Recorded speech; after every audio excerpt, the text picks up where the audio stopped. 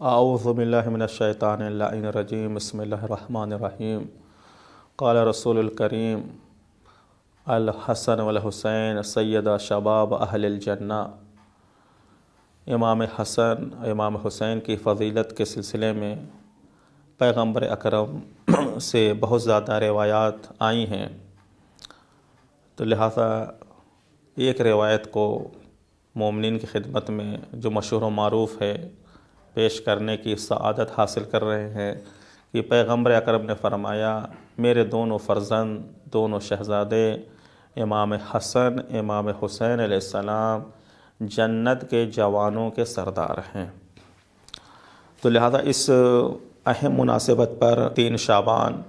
اور خود شعبان کے مہینے میں بہت زیادہ مناسبتیں ہیں ولادت کی، اس مبارک موقع پر ہم سرکار امام زمان علیہ السلام تمام مراجع کرام علماء مومنین کرام کی خدمت میں ہدیہ تبریک و تہنیت پیش کرتے ہیں اور یہیں سے ایک پیغام لیتے ہیں۔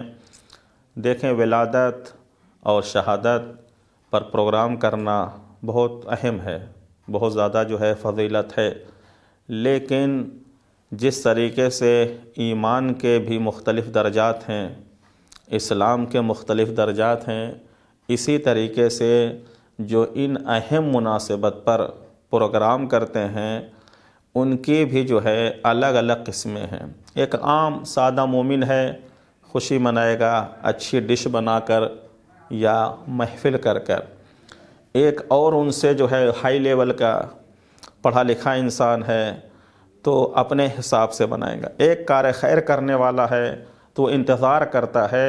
کہ کاش ہم ولادت کے موقع پر امام حسین علیہ السلام کی طرف سے برکت سے جو مومنین کو گفٹ دیں گے، کچھ پیکج مثلاً اناج اس نے تقسیم کر لیا، کچھ اور بیدار لوگ ہیں انہوں نے کہا نہیں، کچھ غریب بچوں کو فیس کو نہیں دے پا رہے، ان کی فیس کو ہم جا کے مدد کریں گے، کچھ اور اس سے بڑے لیول کے ہیں کہ ان موقع پر تلاش کرتے ہیں کہ اجتماعی شادی یا کسی بچی کی قوم کی بچی کی شادی نہیں ہو رہی ہے تو اس کی شادی میں مدد کریں۔ تو ہم نوجوانوں کو کیا پیغام لینا چاہیے؟ تو ہم نوجوان دیکھیں کہ ان اہم موقع پر اہم مناسبت پر یہ ایسے ایام ایسے دن ہوتے ہیں کہ پروردگار کی طرف سے پیکیج مومنین کے لیے آتے ہیں۔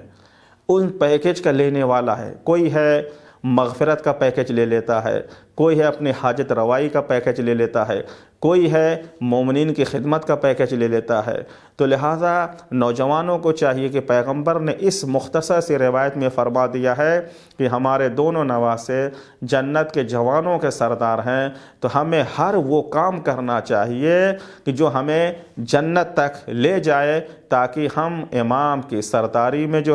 سعادت ابدی اس پر فائز ہو سکیں اور جوار ائمہ میں جگہ عنایت پائیں۔